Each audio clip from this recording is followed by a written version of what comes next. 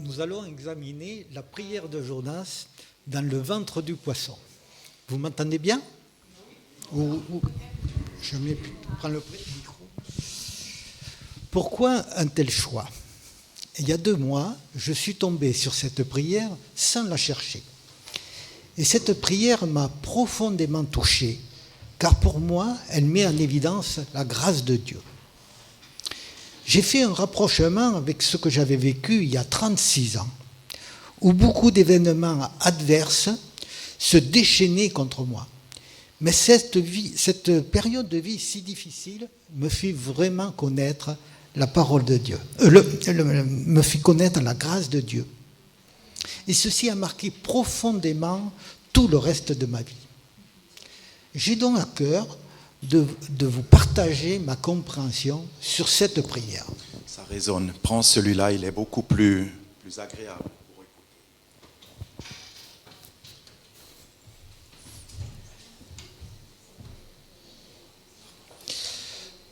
J'ai donc à cœur, vous m'entendez mieux, de vous partager ma compréhension sur cette prière. Pour bien comprendre cette prière, il faut d'abord se rappeler du contexte. Je suppose que la plupart d'entre vous connaissent bien cette histoire de Jonas, mais je vais néanmoins vous en faire un bref résumé. Jonas était un prophète et Dieu lui demande d'aller à Ninive pour proclamer que cette ville sera détruite 40 jours après.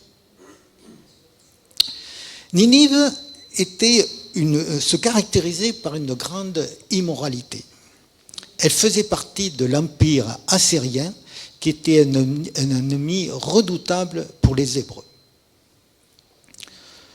Jonas refuse d'accomplir cette mission et veut alors s'éloigner de Dieu. Et décide de prendre un bateau qui part en direction opposée à Ninive. Jonas s'installe tranquillement au fond du bateau pour dormir. Mais voilà qu'il arrive plusieurs événements qui vont vraiment ébranler Jonas. Le premier événement est qu'une grande tempête se lève sur la mer. Les marins ont très peur que le bateau fasse naufrage. Ils larguent une partie de leur cargaison à la mer et ils implorent chacun leur Dieu. Jonas dormait encore et le capitaine va donc le réveiller pour que lui aussi prie son Dieu. Le deuxième événement est que les marins tirent au sort pour savoir si sur ce bateau il n'y aurait pas un homme qui serait responsable de cette tempête. Et voilà que le sort tombe sur Jonas. Les marins lui demandent alors qui il est. Il dit qu'il est hébreu et qu'il craint l'Éternel. Les marins lui demandent alors ce qu'ils doivent faire pour que cette tempête se calme. Et Jonas répond « Jetez-moi à l'eau, et la mer se calmera pour vous, car je suis la cause de cette tempête. »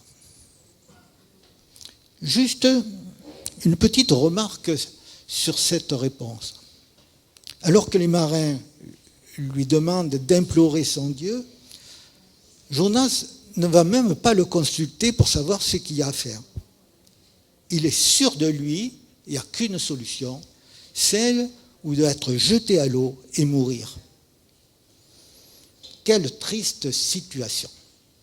Jonas dit qu'il craint Dieu, mais sa seule vision est le jugement de Dieu. Jonas reconnaît sa faute, car il dit aux marins qu'il voulait fuir son Dieu. Les marins le jettent alors à l'eau et la tempête se calme immédiatement. Le troisième événement que Jonas n'avait pas prévu est qu'il ne va pas se noyer et donc mourir, mais il va être avalé par un grand poisson. Et cet événement est vraiment extraordinaire, puisque Jonas restera en vie 3 jours dans le poisson. Cette survie dans le poisson paraît incroyable. Et certains hommes pensent que c'est une histoire imaginée et qu'elle n'a jamais réellement existé. Mais pourtant, Jésus reprit cette histoire de Jonas et montra par là qu'elle avait réellement existé. En effet, Jésus dit à Matthieu 12, 40, « Car de même que Jonas fut 3 jours et 3 nuits dans le ventre du grand poisson, de même le Fils de l'homme sera 3 jours et 3 nuits dans le sein de la terre. » Nous lisons maintenant la prière de Jonas qui se trouve au chapitre 2 du livre de ce prophète. L'Éternel fit venir un grand poisson pour avaler Jonas. Et Jonas fut 3 jours et 3 nuits dans le ventre du poisson. Du ventre du poisson, Jonas pria l'Éternel, son Dieu, en disant, « Dans ma détresse, j'ai fait appel à l'Éternel, et il m'a répondu. Du milieu de ces jours des morts, j'ai appelé au secours, et tu as entendu ma voix.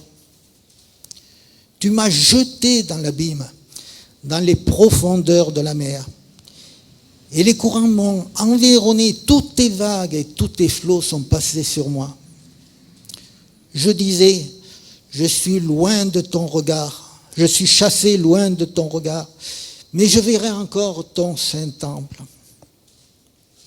L'eau m'a couvert jusqu'à m'enlever la vie. L'abîme m'a enveloppé, les algues s'enroulaient autour de ma tête. Je suis descendu jusqu'aux racines des montagnes. Les verrous de la terre m'enfermaient pour toujours. Mais tu m'as fait remonter vivant du gouffre, Éternel mon Dieu. Quand mon âme était abattue en moi, je me suis souvenu de l'Éternel, et ma prière est parvenue jusqu'à toi dans ton saint temple. Ceux qui s'attachent aux vanités mensongères éloignent d'eux la miséricorde. Quant à moi, je t'offrirai des sacrifices avec un cri de reconnaissance. J'accomplirai les vœux que j'ai faits. Le salut vient de l'Éternel. L'Éternel parla au poisson, et le poisson vomit Jonas sur la terre. Cette prière est un peu difficile à comprendre. La première chose qui peut paraître étrange, c'est que Jonas dit à Dieu, « Tu m'as fait remonter vivant du gouffre », alors qu'en réalité, il est encore dans le ventre du poisson et que sa situation est toujours très critique. On est donc bien obligé de considérer que Jonas fait une différence entre le physique et le spirituel. La remontée exprimée dans sa prière ne peut être qu'une remontée spirituelle. Jonas donne donc la plus grande importance à son état spirituel et non aux circonstances physiques qui l'entourent. La deuxième chose qui peut paraître étrange, c'est que Jonas ne demande rien à Dieu, même pas qu'il soit délivré de ce poisson. Il exprime plutôt une reconnaissance de ce que Dieu a déjà fait en lui intérieurement. Dans le ventre du poisson, c'est bien sa délivrance spirituelle qui le soutient et lui donne une toute autre vision sur la situation. Pour mieux comprendre cette prière, il faut aussi examiner sa structure littéraire. Car cette prière a été écrite à une période très différente de la nôtre, où les hommes s'exprimaient différemment. Après une première lecture, on peut penser que cette prière est désordonnée, puisqu'elle contient de multiples répétitions qui semblent placées de façon aléatoire. Mais en réalité, cette prière est très bien ordonnée. Cette prière a une structure symétrique, où les idées exprimées successivement depuis le début sont répétées à la fin dans le sens inverse. Ce genre de structure symétrique s'appelle un chiasme. Dans la Bible, ce style littéraire est souvent utilisé, surtout dans l'Ancien Testament. Le livre de Daniel en a beaucoup, mais aussi on en trouve beaucoup dans l'évangile de Jean. À l'époque de l'Ancien Testament, où les hommes parlaient hébreu, il était naturel de faire de multiples comparaisons et de multiples répétitions dans diverses formes. Les théologiens qui se sont penchés sur ces chiasmes affirment tous que la pensée la plus importante ne se trouve ni au début ni à la fin, mais se trouve au centre du texte, près de l'axe de symétrie. J'ai donc refait la mise en forme de cette prière pour mettre en évidence cette structure symétrique.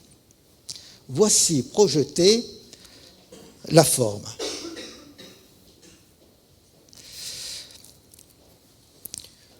Vous voyez, l'idée en jaune, à la fin, fait écho à celle en jaune du début. Et c'est la même chose pour les autres couleurs. Cette structure symétrique a en plus la particularité suivante. Les idées qui se font écho expriment par alternance des idées en contraste et des idées en harmonie. Les deux termes « mais » que j'ai mis en très gros font ressortir ces contrastes.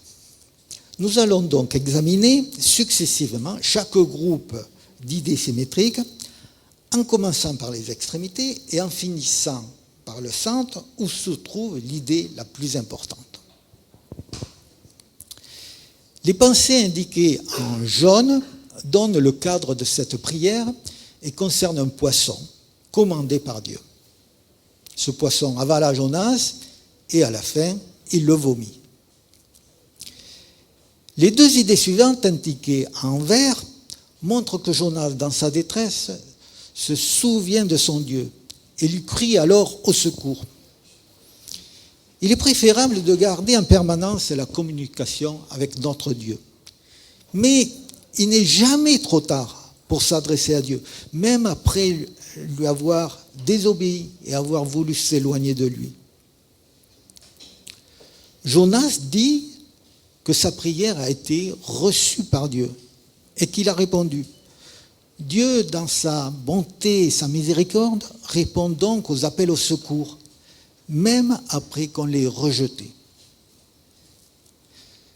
Dans les deux idées suivantes indiquées en bleu, Jonas dit « Tu m'as jeté, puis tu m'as fait remonter ».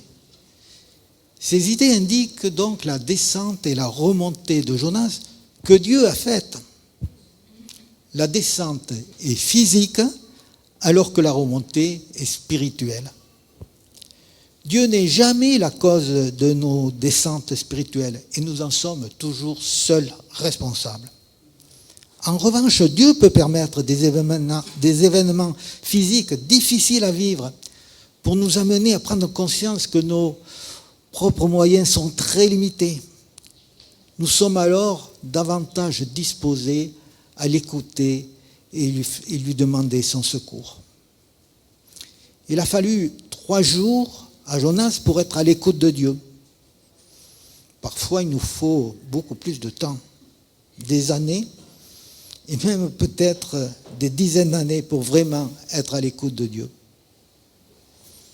Quand Jonas parle de sa remontée spirituelle que Dieu a produite, il ressent une grande proximité avec Dieu et une profonde reconnaissance. Ce sentiment le pousse à dire « Éternel, mon Dieu ». On voit ainsi la transformation profonde de Jonas, car seulement quelques jours avant, il voulait fuir la présence de Dieu. Les deux idées suivantes, indiquées en gris, montrent que Jonas reconnaît que toutes les forces de la nature sont sous le contrôle de Dieu. Ces forces peuvent parfois paraître terrifiantes, surtout si on n'a pas cette vision du contrôle de Dieu. Juste quelques explications. Les Juifs pensaient que les racines des montagnes étaient sous le niveau de la mer. Et c'est pour cette raison que Jonas dit qu'il est descendu aux racines des montagnes. Jonas parle aussi du séjour des morts, de l'eau qui enlève la vie, car Jonas aurait dû normalement mourir dans les lieux où il était. Avant de monter sur le bateau, Jonas pensait avoir le contrôle sur sa vie. Mais maintenant, il réalise que Dieu est plus fort que lui. Il dit dans sa prière qu'il pensait que les verrous de la terre l'enfermeraient pour toujours. C'est-à-dire que son sort et sa situation ne pourraient plus changer, tellement ces forces de la nature étaient puissantes. Maintenant, nous arrivons au cœur de cette prière. Les deux idées symétriques sont indiquées en rouge. Je disais, je suis chassé loin de ton regard, mais je verrai encore ton Saint-Temple. Le contraste entre ces deux idées est très marqué. Il y a d'abord le temps des verbes. Je disais au passé et je verrai au futur. Il y a ensuite les idées qui sont totalement opposées. Être chassé du regard de Dieu et pouvoir voir encore son Saint-Temple. Jonas s'exprime ainsi que précédemment, il pensait qu'il allait être chassé loin du regard de Dieu. Et ceci à cause de sa faute. Quelle triste pensée. Mais cette pensée était logique si on regarde à la justice de Dieu en rapport avec la loi donnée à Moïse. Mais maintenant, Jonas a une autre vision pour l'avenir. Il déclare qu'il verra encore le Saint-Temple de Dieu. Pour les Juifs, le Saint-Temple de Dieu était le lieu où on était très proche de Dieu. Jonas réalise donc que malgré son péché qui est incompatible avec la sainteté de Dieu, sa proximité avec Dieu est encore possible pour l'avenir, car il sent cette proximité dans le ventre du poisson. Il y a donc une autre loi qui intervient et qui doit être plus forte que la justice de Dieu. Voilà le message le plus important transmis dans cette prière. Le jugement de Dieu est surpassé par la grâce. Le jugement de Dieu est surpassé par sa grâce. Dans le ventre du poisson, Jonas découvre la grâce. Il l'expérimente pour lui-même. Sa vie spirituelle est complètement changée. Il n'a plus une vision de mort, mais une vision de vie. Il pourra sentir la présence de Dieu dans sa vie.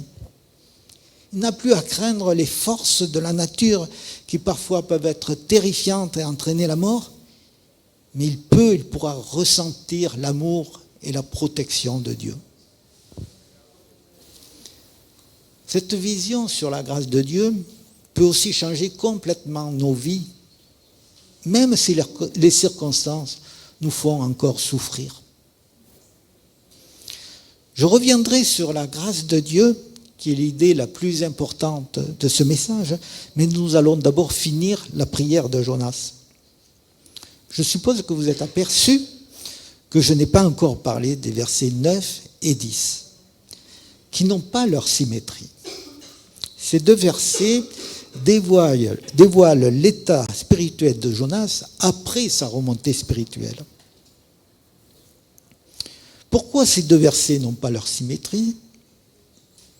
Peut-être que Jonas n'a pas vu la nécessité de décrire sa descente spirituelle, contrairement à sa remontée. Chacun de nous connaît bien sa capacité à faire le mal. Il n'est pas nécessaire de la décrire. En revanche, c'est bien de décrire la remontée que Dieu fait en nous. On peut voir aussi dans ces deux versets un nouveau chiasme, placé à l'intérieur de celui que nous avons examiné, ce qui n'est pas inhabituel dans la Bible. Le voici projeté envers deux attitudes de vie en opposition. Ceux qui s'attachent aux vanités mensongères éloignent d'eux la miséricorde. Et l'autre, Le salut vient de l'Éternel. C'est sur cette deuxième attitude de vie que Jonas finit sa prière, car c'est évidemment la bonne attitude à retenir. Cette attitude consiste à s'appuyer sur Dieu, car bien souvent nos capacités sont très limitées, alors que celles de Dieu sont infinies. De plus, nous avons affaire à un Dieu bienveillant envers nous, qui ne cherche qu'à nous aider. Au centre, indiqué en jaune, il y a le désir et l'engagement de Jonas. Cette partie est importante, car elle montre quelle a été la réponse de Jonas après avoir reçu la grâce de Dieu. Quant à moi, je t'offrirai des sacrifices avec un cri de reconnaissance. J'accomplirai les vœux que j'ai faits. Jonas a son cœur rempli de reconnaissance envers Dieu et s'engage alors à le louer au moyen de chants. C'est un bon moyen d'exprimer notre reconnaissance à Dieu. Les groupes de louanges doivent être d'accord, n'est-ce pas? Jonas s'engage aussi à accomplir par la suite ses vœux, qui étaient certainement d'obéir dorénavant à Dieu. Et c'est ce qu'il fera, car Dieu lui demandera à nouveau d'aller à Ninive, prêcher sa destruction, et il ira. Dans la première attitude de vie décrite par Jonas, il est question de vanité mensongère qui nous éloigne de la miséricorde de Dieu. Mais quelles sont ces vanités? Il en existe beaucoup pour nous. Pour Jonas, cela avait été de penser pouvoir vivre sans Dieu, de pouvoir le fuir. Mais dans le ventre du poisson, Jonas se sent déjà libéré de ce péché et de ses conséquences. Et il le montre clairement, car juste après cette phrase sur les vanités, il dit « Quant à moi, je t'offrirai des sacrifices ». Cela montre qu'il était détaché de ses vanités. La même libération rapide de culpabilité a eu lieu pour l'apôtre Pierre, qui avait pourtant 3 fois renié le Seigneur. En effet, environ 50 jours après, il fait un reproche à une grande foule à Jérusalem en leur disant « Vous avez renié le saint et le juste » en parlant de Jésus, alors qu'il avait fait lui-même. Pierre était déjà libéré de son passé. Dieu est vraiment capable de nous libérer de la culpabilité de notre triste passé. Et il nous aide à tourner la page et à le servir. Pourquoi Dieu utilise encore Jonas pour aller parler aux habitants de Ninive? Dieu aurait pu penser que Jonas n'était pas un homme sérieux et fiable. Il aurait pu en choisir un autre. Mais Dieu redonne cette mission à Jonas. Il ne le disqualifie pas, même après sa désobéissance. Il en a été de même pour l'apôtre Pierre, après son triple reniement. Jésus va lui dire 3 fois « Paie mes brebis », ce qui revient à dire « Conduis mon Église ». Conduis mon Église après 3 fois avoir renié le Seigneur. Nous avons affaire à un Dieu qui, dans sa grâce, ne nous disqualifie pas, alors qu'il aurait bien des raisons pour le faire. Pour poursuivre avec la grâce, nous allons examiner rapidement la réaction de Jonas après son annonce de la destruction de Ninive. Jonas s'était fait une cabane à proximité de cette ville pour voir le jugement que Dieu allait faire tomber.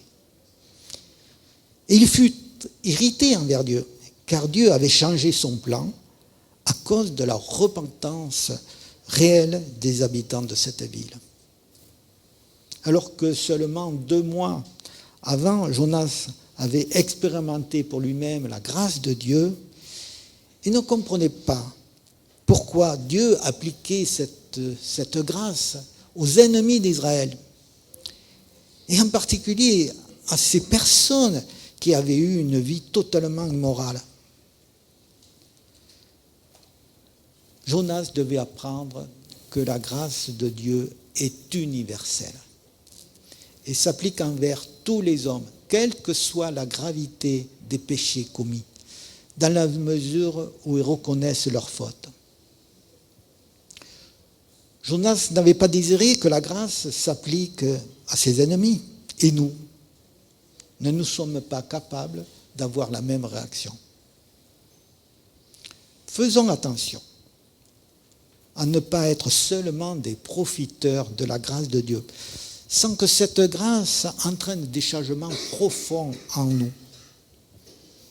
En Matthieu 6, 15, Jésus a dit « Si vous ne pardonnez pas aux hommes, votre Père céleste ne vous pardonnera pas non plus vos fautes. » Cette parole a déjà été répétée dimanche dernier. Mais je la dis à nouveau car elle est très solennelle et devrait nous faire réfléchir. Après avoir expérimenté la grâce de Dieu pour nous-mêmes, nous devons avoir toujours à l'idée que cette grâce est universelle. Avoir la foi en Dieu, c'est aussi adhérer à cette idée d'une grâce universelle. Et c'est même être participant à l'œuvre de cette grâce. Nous devons y participer en pardonnant aux hommes leurs fautes. Pourquoi Dieu avait demandé à Jonas de dire seulement aux habitants de Ninive que leur ville allait être détruite et ne pas avoir ajouté l'exception à moins que vous repentiez? Je pense que la grâce n'est pas un objet d'échange commercial entre Dieu et les hommes. On n'échange pas la repentance pour obtenir la grâce. La grâce est un cadeau immérité et doit nous surprendre. Et elle doit nous amener dans un état de reconnaissance à vie envers Dieu. La repentance devrait avoir lieu sans l'idée qu'il puisse y avoir la grâce. Cette reconnaissance de faute devrait être conduite seulement par l'idée de justice en rapport avec la notion du bien et du mal fixée par Dieu. Nous devons nous-mêmes porter un jugement juste sur nos actes afin de rester en conformité avec la pensée de Dieu. C'est peut-être la raison pour laquelle Dieu avait demandé de parler seulement du jugement qui devait tomber sur Ninive. La grâce arrive en un second temps et doit nous surprendre comme Jonas l'a été. En conclusion de ce message, on peut dire que cette histoire de Jonas est vraiment extraordinaire, car on voit en lui une transformation spirituelle qui est très profonde, totalement inattendue et extrêmement rapide. Pourtant, Jonas n'a fait qu'une chose, faire appel à Dieu après avoir reconnu sincèrement sa culpabilité. Toute sa remontée spirituelle a été organisée et produite par Dieu, qui est miséricordieux et rempli de grâce. Cette histoire est aussi remarquable sur le plan numérique, car la transformation spirituelle n'a pas eu lieu que sur Jonas, mais a été également sur 120 000 autres personnes, c'est-à-dire sur tous les habitants de Ninive qui se sont repentis à la suite de la parole de Jonas. Imaginez-vous que les 2/3 de Genève se convertissent sous l'influence de la parole dite en un jour par un seul homme. Restons-nous conscients de ce que la grâce peut faire en nous et autour de nous si nous la laissons agir. Et ceci même lorsque nous traversons des circonstances très difficiles.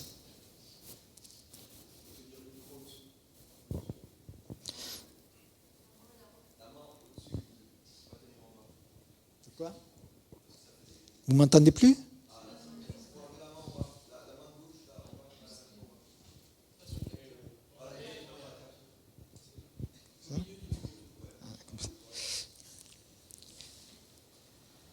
Je répète ma phrase ou ça va? Ça va.